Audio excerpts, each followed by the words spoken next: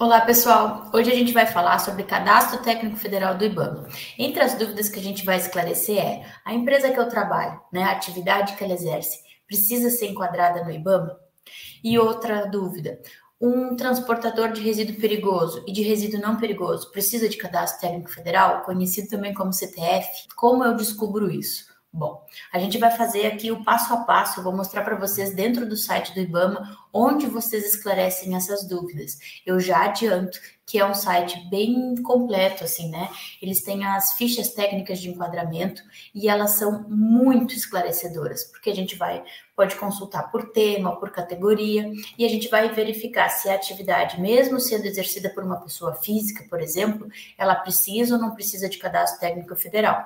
E aí, então, a gente vai ir passo a passo para vocês esclarecerem as dúvidas. Este daqui é o site do IBAMA, dentro da aba, que fala só sobre os cadastros técnicos federais. Eu vou deixar os links todos para vocês depois poderem pesquisar e olhar com mais calma, né? Hoje a gente vai falar do CTF-APP, que é da atividade potencialmente poluidora, né? Então, quando a gente clica nele, a gente vai poder consultar sobre o CTF, sobre os acordos de cooperação, sobre as fichas técnicas e também o glossário. Então, ele é bem intuitivo e muito explicado, né? Tem muita informação. Bom, existe uma legislação que trata, sobre o CTF-APP, vocês podem, quando clicarem lá, vocês vão ver todas as informações, ele traz a instrução normativa, ele traz a lei, ele esclarece dúvidas para quem ainda não se inscreveu, se vocês já fizeram a inscrição, mas precisam fazer uma alteração, porque não é só fazer a inscrição, ok, deixei ali, tô com o meu CTF. Ok, primeiro, ele tem validade a cada 3 meses, então vocês têm que entrar no site do IBAMA e renovar lá o certificado, né? E ele é muito importante tanto para fiscalização quanto para poder enviar para o cliente, né? Vamos supor que vocês prestem serviço na área de meio ambiente, né? Transporte de resíduo perigoso, destinação de resíduo. Vocês vão precisar, dependendo da atividade, e precisam me enviar esse documento para o cliente de vocês. Como ele tem validade, né? Se o cliente for passar por uma auditoria, ele não vai apresentar só a licença de operação. Se vocês forem obrigados a ter o CTF, ele também vai precisar apresentar.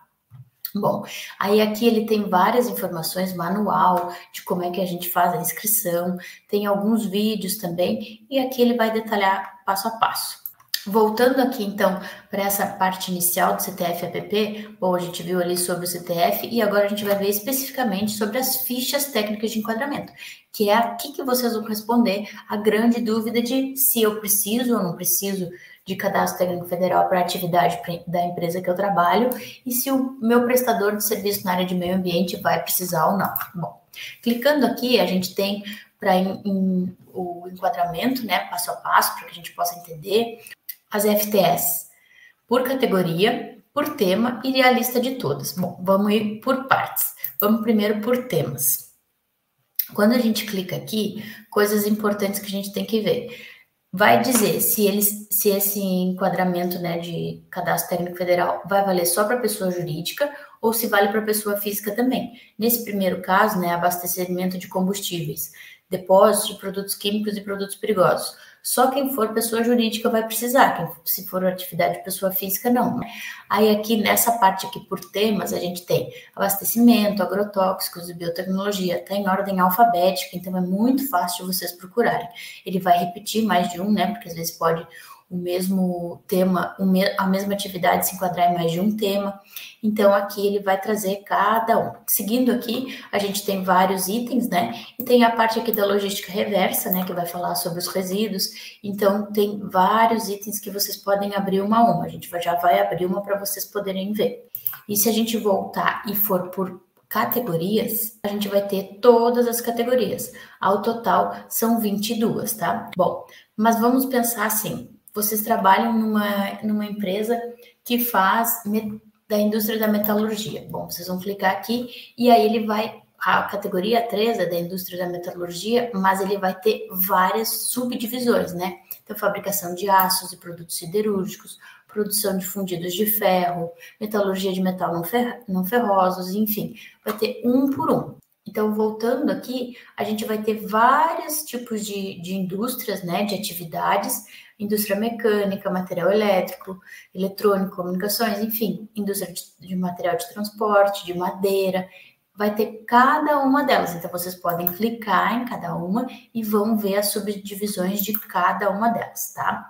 Se a gente considerar agora a questão da prestação de serviço ambiental, a categoria 18 muito nos interessa, porque ela trata sobre transporte. Então, vamos supor assim, eu tenho lá resíduos perigosos e resíduos não perigosos dentro da empresa que eu trabalho, e eu quero fazer o transporte.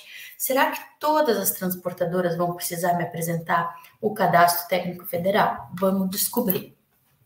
Quando a gente clica dentro dessa categoria, a gente tem aqui já de cara o transporte de cargas perigosas. Ele vai se aplicar tanto se for uma atividade desenvolvida por uma pessoa física, quanto por uma pessoa jurídica. Bom, mas Eliane, como é que eu vejo quem é que vai precisar ou não vai precisar?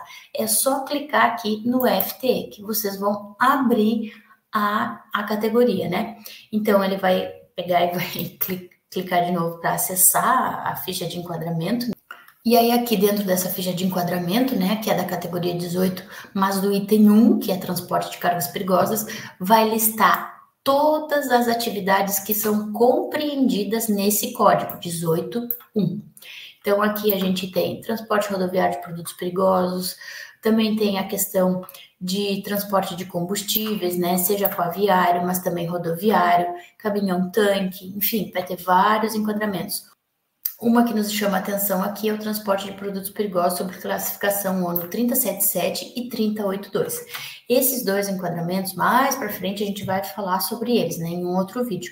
Mas já adiantando, o 3077 ele se enquadra em muitos casos de transporte de resíduos perigosos no estado sólido e o 3082 no estado líquido, resíduos, tá? Então aqui a gente vai ver, bom, então eu vou precisar, se for transportar resíduo perigoso sólido ou líquido, eu vou precisar estar enquadrado que o meu prestador de serviço ele esteja dentro dessa categoria, né? Quando ele me apresente o cadastro técnico federal dele, tem que estar 18.1, tá? E ele também tem a descrição das atividades não compreendidas, né? E aí ele já traz, para descrições com código entre parênteses, consulte a respectiva ficha técnica de enquadramento. Então, ele é muito didático. Vamos aqui pegar o caso do 1874, que é muito comum nos cadastros técnicos federais de transporte de resíduos perigosos, né? Ele vai dizer que o transporte rodoviário, ferroviário, fluvial e marítimo de resíduo perigoso se enquadra no 1874. Bom, eu tenho lá o transporte dentro do 18.1, eu vou ter um enquadramento quando eu vou transportar resíduo enquadrado no 3077 e no 3082? Sim, só que esse enquadramento, né, esses dois números ONU, eles são muito utilizados, mas eles não são os únicos utilizados para transporte de resíduos perigosos. E quando o transportador ele vai fazer esse enquadramento, ele tem que selecionar lá a atividade tanto do 18-1 quanto do 18-74. Então, se a gente voltar lá e for consultar, né, esse enquadramento, o que a gente vai descobrir, né? Então, aqui dentro da categoria 18 do transporte, a gente vai indo até chegar na 1874, que é o transporte de cargas perigosas, resíduos perigosos, porque o transporte de cargas perigosas é um mundo à parte, né? São vários subenquadramentos. E aí a gente vai ter específico para os resíduos perigosos. Aí a gente clica de novo na ficha de técnica de enquadramento, a gente acessa a ficha e vai ver o que se enquadra. Bom, o que compreende essa 1874? O transporte rodoviário, ferroviário, fluvial e marítimo de resíduos perigosos. Esses últimos três aqui, ferroviário, fluvial e marítimo, não são os mais habituais, mas eles existem, inclusive na região que eu atuo. O transporte de lodo de esgoto classificado como perigoso, o transporte transfronteiriço de resíduo perigoso da Convenção da Basileia, e aí, de novo, ele cita o 3077 e o 3082, e o transporte de resíduo perigoso não especificado. Bom, aí já é outro assunto também. E aí ele vai tratar aqui do que não compreende. E aqui eu gostaria de chamar a atenção para outro ponto. Ele traz, né, a atividade que não compreende e ele vai citar a ficha quando existir uma ficha específica. Mas, e quando ele não traz nada do lado? Que nem aqui, ó, o transporte de lodo de esgoto classificado como resíduo não perigoso e o transporte em território nacional de resíduo não perigoso. Não tem nenhuma ficha de enquadramento. Ah, então como é que eu vou cobrar o transportador do resíduo não perigoso, como por exemplo papel e plástico, né, que é bem comum? Simples, ele não precisa ter cadastro técnico federal para transportar.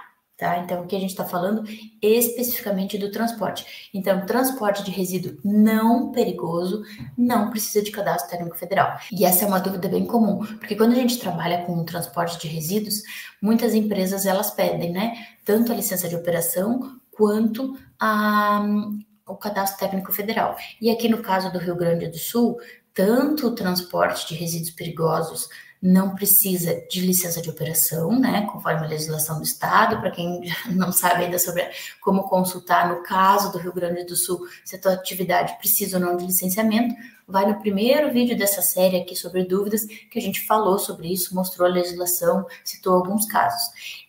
E a nível federal, a gente também não precisa ter o cadastro técnico federal, porque aqui não tem uma segunda atividade, ó, não tem uma nova ficha de técnica de enquadramento que a gente vai ter que voltar lá nas originais e consultar. Não, ele simplesmente não descreve, então não precisa, certo?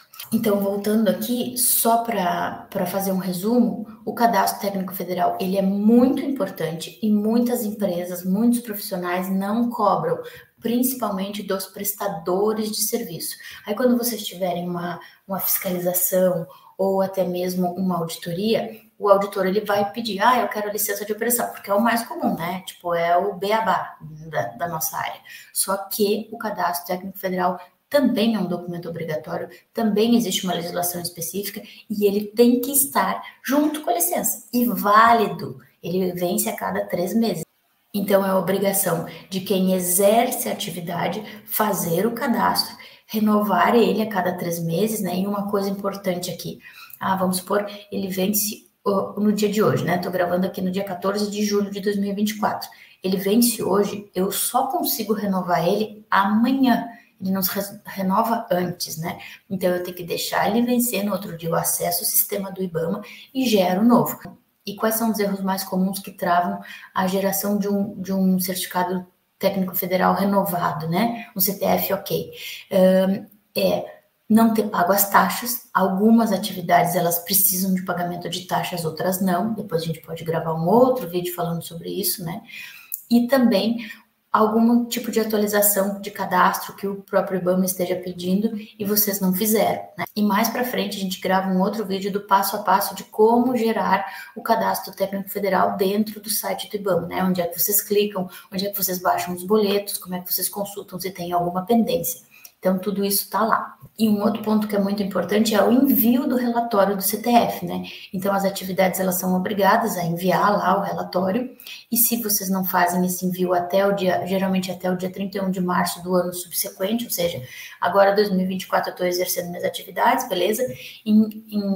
Até 31 de março de 2025, eu tenho que acessar o site do IBAMA e dar ali, né, específico do Cadastro Técnico Federal, que tem um login, uma senha, e aí eu tenho que ir lá, dar ok, prestar as informações que são necessárias, e dependendo da atividade, é muita informação. Por exemplo, assim, eu sou uma atividade que produz, né, algum bem, eu sou da indústria, tem que informar consumo de energia elétrica, tem que informar uso de matéria-prima, geração de produtos, envio dos resíduos, enfim, é uma série de itens que também mais para frente a gente pode falar detalhadamente sobre eles, que precisam ser enviados, né, nesse tempo hábil, nesse tempo estabelecido pela legislação.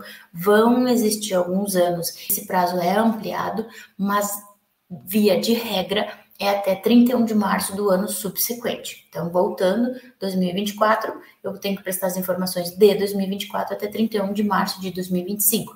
E como eu estava falando, são inúmeras informações. Então, não dá para eu chegar lá no dia 29 de março de 2025 e querer levantar todas as informações de matéria-prima, de consumo de energia, existem informações que vão nos requerer tempo de levantamento. Então, é muito importante que quando, vamos supor que a atividade de vocês não seja cadastrada, vocês vão cadastrar, né? Então, vocês já verifiquem ali o que vocês precisam, né, levantar de informações. A gente pode depois também falar mais sobre isso. E aí já ter uma planilha, né, um arquivo em que vocês coloquem essas informações, para que chegue lá o período, vocês cadastrem, porque não ter enviado esse relatório, ele não vai deixar vocês gerarem o CTF atualizado, né, com a data ok.